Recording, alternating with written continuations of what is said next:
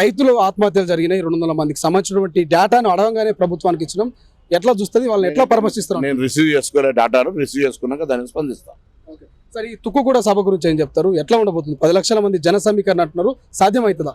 చూడు ఒకసారి సాయంత్రం వచ్చి, గతంలో అక్కడ మీటింగ్ పెట్టినాం, విజయభేరి పేరు మీద తెలంగాణలో అధికారానికి వచ్చినాం. ఇలా తుక్కుగూడ జనజాతర పేరు మీద ఢిల్లీ దాకా గద్దె దాకా ఈ నినాదం పోవాలి.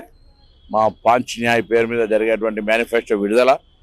ఇవాళ తెలంగాణ రాష్ట్రం లోపల రాహుల్ గాంధీ గారు ఏ ఆకాంక్షల కోసమైతే కులగణ సర్వే చేస్తా అని చెప్పారో మొన్నటి మేనిఫెస్టోలో కూడా మేము తెలంగాణ ప్రభుత్వం ఇప్పటికే దాన్ని సానుకూలంగా తీర్మానం చేసి చట్టం చేసుకొని దాన్ని ముందుకు తీసుకొని పోతా ఉన్నాం.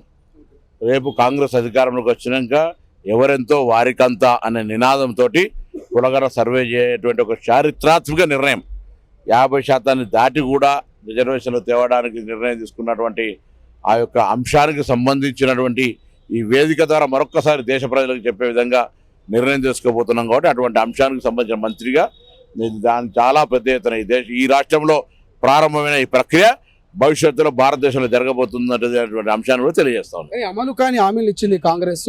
సో 2 లక్షల రుణమాఫీ చేయలేకపోయింది. సో ఏదైతే రైతులకు ఇస్తున్నటువంటి రైతు బంధు కూడా వేయలేకపోయింది.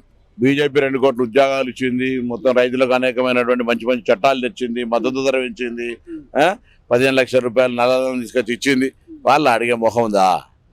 కేసీఆర్ డబుల్ బెడ్రూమ్లు ఇచ్చిండు, 3016 నిరుద్యోగ వృత్తి ఇచ్చిండు, 3 ఎకరాల దళితులకు ఇచ్చిండు. ఇక ఆయన ముఖం ఉందా అడగడానికి? 4 నెలలు కాదు ఇప్పుడే అడుగుడు షురూ చేసినావా? 500 గ్యాస్ సిలిండర్ తీసుకున్నారు, ఎంతో సంతోషంగా ఉన్నారు. 200 యూనిట్ కరెంటు ఫ్రీ తీసుకుంటారు, ఎంతో సంతోషంగా ఉన్నారు. మహిళలు బస్సు ఎక్కిపోతా ఉన్నారు. ఆరోగ్యశ్రీ 10 లక్షలు వస్తూ ఉంది. రేపు పొద్దున ఇందిరా మిల్లు రాబోతా ఉన్నది. రేపు పొద్దున కొత్త రేషన్ కార్డు రాబోతా ఉంది. రైతులకు రేపు పొద్దున వచ్చినాక ఏ విధంగా బోనస్ ఇస్తామో చూపెడతాం, రుణమాఫీ ఎట్లా చేయబోతున్నాం చూపెడతాం. ఓపిక పట్టు. 10 ఏళ్ళు పరిపాలించడం 10 నెలలు కూడా ఒప్పుకోకపోతే ఎట్లా?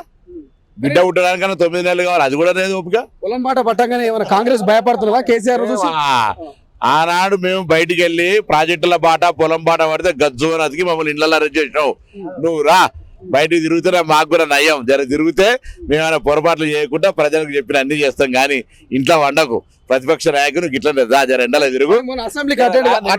అదే అసెంబ్లీకి కూడా అదే బాగుండే. ఇవాళనేమో 4 నెలల తర్వాత హోష్ వచ్చింది. జరరా తిరుగు, అన్ని జిల్లాలు తిరుగు. ఎక్కడన్నా ఇబ్బంది ఉంటే మేము కూడా చూస్తాం, తప్పకుండా నువ్వు చెప్పేది వింటాం. నువ్వు నిజంగా తిట్టుగానే ఆ తిట్టుడు బంద్ చేయ కొద్దిగా. Thank you so much. ఇది మొత్తం మీద ఇక పొన్నం ప్రభాకర్ గారు, మంత్రి పొన్నం ప్రభాకర్ గారు ఒక క్లారిటీ ఇచ్చారు. సో కేసీఆర్ గారు ఎలాగూ అసెంబ్లీకి రాలేకపోయారు.